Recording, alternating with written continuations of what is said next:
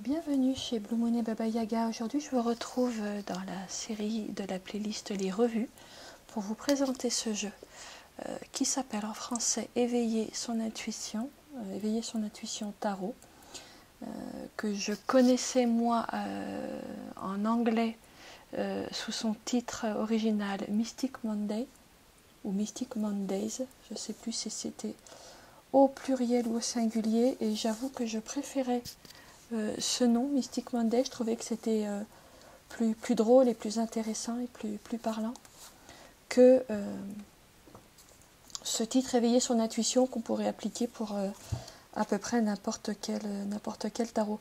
Mystic Mondays au pluriel de Grace Duong. Voilà, ce que je vais faire, c'est que je vais vous montrer les cartes et puis tout en vous les montrant, je vais vous dire ce que j'en pense. Voilà, j'ai pris le temps de le remettre dans l'ordre.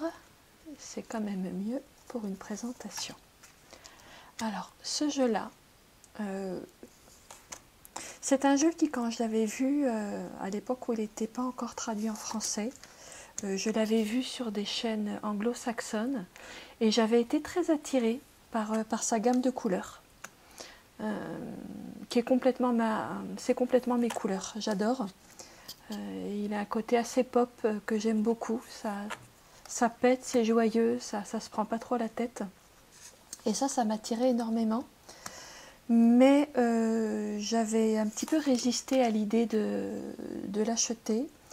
Parce que, comme vous pouvez le voir, c'est du dessin fait par ordinateur.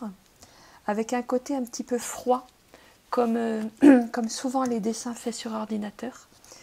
Et ça m'avait découragée dans le sens où j'ai tendance à trouver que pour des lectures intuitives, le dessin réalisé à la main par un autre être humain, avec toute sa sensibilité et même éventuellement avec quelquefois ses maladresses, me parle toujours plus, notamment en lecture intuitive, que des dessins réalisés sur ordinateur qui risquent, et c'est souvent le cas, d'avoir un côté un peu trop lisse, un peu trop mécanique, un peu trop parfait, un peu trop rigide, un peu trop géométrique, mais dans un sens figé. En particulier, comme vous le voyez, les visages ne sont pas du tout expressifs. Et ça fait vraiment partie des points qui pour moi étaient négatifs. Et le monde, je vais vous le remettre à l'endroit. Voilà. Ça fait partie des points qui pour moi étaient négatifs et qui avaient fait que je m'étais dit non, c'est pas mon univers. Voilà, j'ai pas envie d'avoir des jeux réalisés sur ordinateur. Donc j'avais pas acheté. Et puis il s'est trouvé que un jour où je me promenais dans une librairie, une grande surface culturelle où je me rends quelquefois, ils avaient eu la bonne idée de mettre quelques jeux en libre consultation, c'est-à-dire on avait le droit de regarder toutes les cartes de certains paquets, dont celui-ci, le Mystic Monday. Et puis j'ai pris le temps de le regarder, de le prendre en main, et puis j'ai trouvé qu'il y avait quand même quelque chose qui m'intéressait dans ce jeu. Il y avait quand même une façon d'explorer le sens de certaines cartes qui m'attirait, qui me parlait. Et donc je me suis laissée tenter. Et je ne le regrette pas, parce que derrière son aspect un petit peu simple, en fait, il me donne des lectures assez intéressantes. Ça fait à peu près un mois là que j'ai commencé à l'utiliser. Et franchement, je suis étonnée de la précision d'un certain nombre de lectures que j'ai grâce à ce jeu. Alors certaines cartes sont un peu trop conceptuelles. Par exemple, ce 5 de coupe, pour moi, il est un petit peu trop conceptuel. C'est pas mon préféré.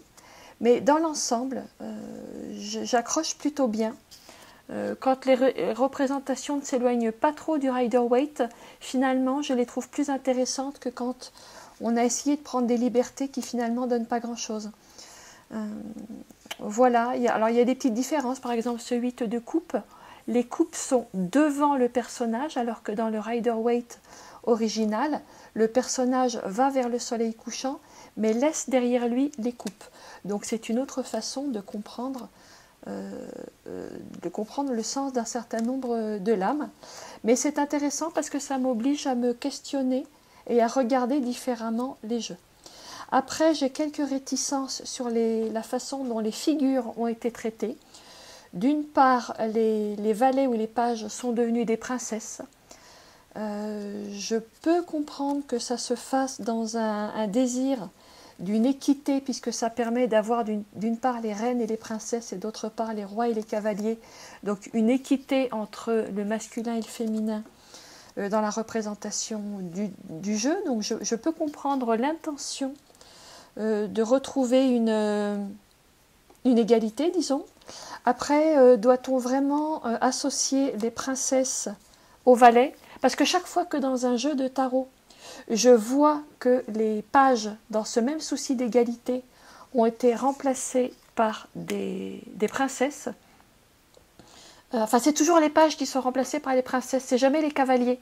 Donc, à la limite, si on veut vraiment faire de l'égalité homme-femme, pourquoi n'inventerait-on pas un jeu de tarot dans lequel ce sont plutôt les cavaliers que les valets qui sont remplacés par des princesses? Je trouverais ça plus intéressant. En tout cas, si on a vraiment un souci d'équité. Après, pour moi, le valet, il représente une naïveté et une immaturité. Donc voilà, pourquoi l'associer au féminin, c'est pour moi un petit peu dommage. Voilà, et puis le deuxième problème que j'ai par rapport aux figures sur ce jeu, c'est la question des cavaliers qui n'ont jamais de cheval. Il n'y a aucun cavalier qui est à cheval dans ce jeu. Et je trouve ça un petit peu dommage parce que du coup, les cavaliers gardent un aspect un peu juvénile qui les rapproche des pages ou des valets. Et du coup, je trouve qu'ils y perdent un petit peu en personnalité. Leur qualité intrinsèque s'exprime un petit peu moins. Et pour moi, c'est un petit peu dommage. Voilà, donc comme vous le voyez, j'ai quelques réserves au niveau des figures. Et j'ai quelques réserves pour les lames qui sont représentées sans aucun personnage. Qui du coup deviennent un petit peu conceptuels. On est à la limite du Marseille avec les mineurs non illustrés, bien qu'il y ait quand même une tentative pour retrouver le sens initial des lames, puisque ça pourrait être intéressant que je vous montre tout en parlant un jeu de...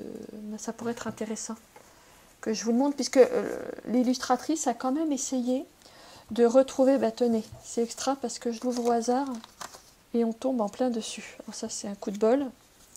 Regardez, par exemple, je vous montre notre 3 de bâton qui, je trouve, exprime bien cette idée d'un avenir, d'une progression, de lancer quelque chose, partir à l'aventure comme ces piliers, peut-être d'un futur pont qui sont plantés dans un bras de mer ou dans une rivière, un petit peu comme on voit ici les bateaux.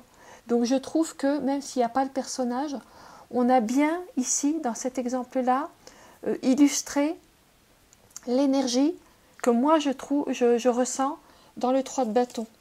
Je suis très contente parce que tout à fait par hasard, on a également, ça c'est vraiment un coup de bol, on a aussi notre 5 de bâton. Et c'est comme ces faisceaux de lumière là, expriment bien cet enchevêtrement que l'on a ici dans le 5 de bâton original. Et puis si je le peux, je vais essayer de vous trouver aussi le 4 de bâton. Donc là, la chance est un petit peu moins avec moi. Si je préparais un peu mieux mes lectures, ce serait mieux. Bon, c'est peut-être parce qu'on n'avait pas besoin d'aller regarder le 4 de bâton. Le 4 de bâton également, voilà, nous donne bien aussi cette idée d'un portail, d'une célébration, d'une fête, d'un moment marquant. Et puis aussi, avec comme ce petit temple, il nous parle aussi peut-être d'un lieu, d'un abri, d'une sécurité, d'une communauté de notre groupe, puisque c'est une des acceptions aussi du 4 de bâton. Donc, je trouve que ce qui a été fait est quand même assez intéressant. Quand on n'a pas montré les personnages, dans certains cas ça reste un peu conceptuel, mais globalement c'est plutôt intéressant. Voilà, que vous dire de plus sur ce jeu? Je l'aime bien, il est simple. Il n'est pas forcément facile à associer parce que les couleurs pètent tellement que les autres jeux à côté deviennent un petit peu fades. faudra que je refasse une vidéo où je montre des nouvelles associations tarot et oracle. J'en avais fait une il y a quelque temps, je vais peut-être vous en prévoir une pour vous montrer avec quel jeu je peux l'associer, parce qu'objectivement, je n'ai que 2 jeux avec lesquels j'arrive à peu près à l'associer. Donc je referai prochainement, peut-être à l'automne, une vidéo où je montre mes nouvelles associations de tarot et d'oracle. Voilà ce que j'ai à dire sur ce jeu, qui a vraiment, je trouve, une très très belle palette. J'adore sa palette de couleurs, je vais peut-être en prendre moins pour vous les montrer un peu mieux. Des violets, des oranges, des turquoises, des indigos, qui sont vraiment, vraiment ma gamme. Une gamme un peu de couleur d'automne. Voilà, que j'aime énormément. Un jeu plus intéressant qu'il n'en a l'air, a priori, quand on le regarde au premier regard, quand on voit juste son aspect très, très mécanique, hein, des dessins réalisés sur ordinateur. Ça peut être intéressant, c'est pas forcément le premier que je conseillerais pour démarrer avec le tarot. Moi j'aime bien qu'il y ait des dessins, qu'il y ait des figures humaines, qu'il y ait des personnages, mais pourquoi pas. Si vous avez déjà quelques jeux de tarot, vous pourriez être agréablement surpris par celui-ci. Ah oui, je vous ai pas montré les dos, j'oublie souvent de le faire. Voilà le dos, ni spécialement joli, ni spécialement vilain, pas inintéressant, plutôt sobre. Et le livret, je trouve que le livret est plutôt bien fait. Plutôt, je dirais, une bonne... je vous en montre une au hasard pour vous faire une idée. Je vais vous montrer l'impératrice. Plutôt un... Voilà, comme ça vous pouvez voir l'exemple d'une carte. Plutôt un bon exemple de synthèse, une bonne synthèse, je dirais simple et de bon goût, des 78 lames de tarot. Voilà, il y a une page qui vous donne le sens de la carte droite. Il y a toujours une page qui vous donne le sens de la carte retournée. À chaque fois, on a 3 mots-clés. Et puis, on a ce que j'aime bien, l'image en couleur. Je ne sais pas si vous la voyez. Je n'ai pas forcément un éclairage tip-top. Voilà, vous voyez, on a l'image en couleur. Voilà. Donc, c'est un bon livret, je trouve, globalement. Je m'en sers assez peu. J'ai commencé à lire, mais je ne l'ai pas lu dans son intégralité. Mais je le trouve plutôt bien fait. Voilà ce que j'avais à dire sur le Mystic Monday, en français Éveiller son intuition, de Grace Duong. Eh bien écoutez, j'espère que cette petite lecture vous aura donné des clés. Merci de tout cœur à toutes les personnes qui likent, qui s'abonnent, qui commentent et qui partagent. Ça me soutient énormément. Et puis je vous dis à bientôt chez Blue Moon et Baba Yaga.